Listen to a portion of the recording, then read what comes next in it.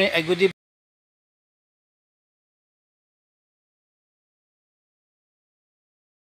evening.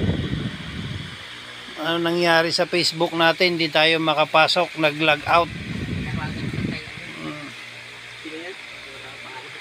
Kung sino may mga Facebook dyan, tignan nyo, hindi kayo nag-log out. Kaya sigurado maraming puyat ngayon. Ano nangyari? Lakay ang mga Facebook natin.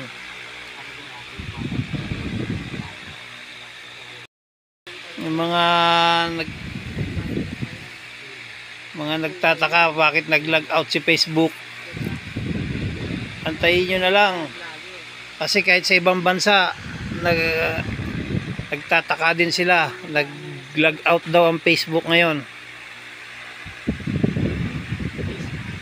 Mga kaibigan ko dyan na mahilig sa Facebook, wala na.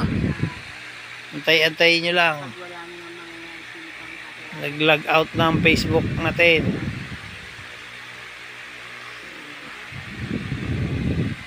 Antay-antayin nyo lang. Kaya matulog na kayo, bukas meron na yan. Kaso yung Facebook ko, hindi ko alam password. Nakalimutan ko na. Kaya yun lang, nag-log out.